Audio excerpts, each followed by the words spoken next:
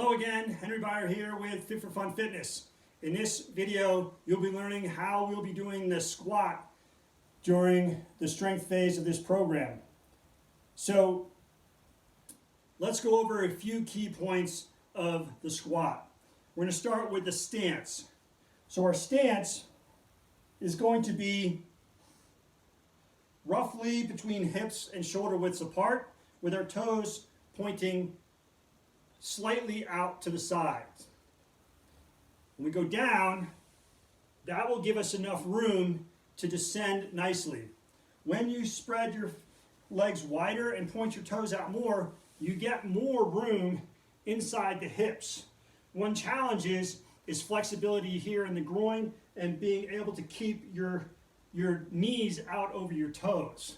So you need, and before I get to that point, when you have your feet closer together and your toes pointed more forward, you have less room to get down into a good squat position.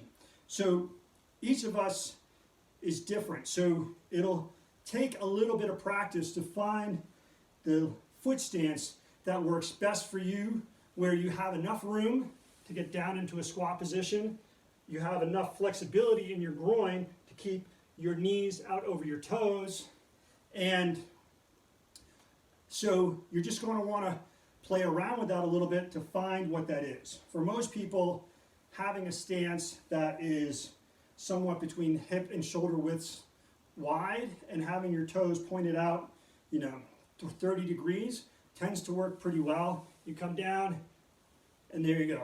That's a nice squat. Now, from the side, you want to keep your shins relatively vertical as you go down. There will be some forward movement, but what we're trying to avoid is having the knees go far forward over the toes. We want our shins to be as vertical as possible as we go down. So we have stance, a somewhat wide stance with toes pointing out.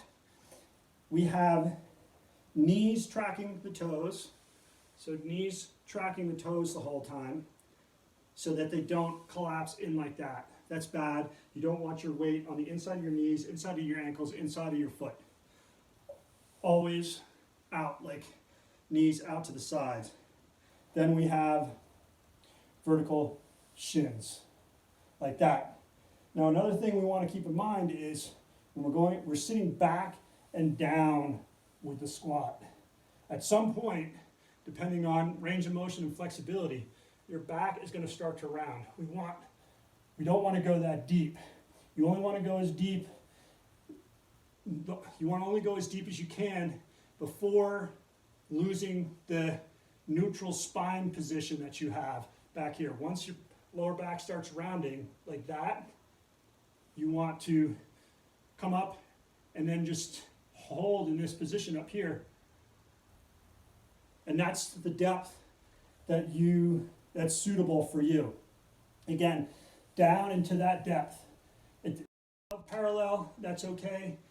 If you're parallel, then because we're doing body, that's okay. But ideally, you want to get a little bit below parallel, because then you're only in this parallel position. This is where the parallel position is where there's the most stress on your knees. So slightly above parallel, slightly below parallel, the stress on your knees is less. So when doing the squat, ideally you're going to go slightly below parallel.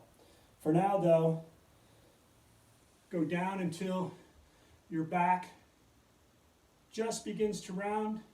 Pause, come up, and down again, pause, come up. Really think about keeping your back upright, squeeze using those muscles in the back, and remember when we were doing that rocking motion and I had you squeezing your hip flexors? Again, same thing here.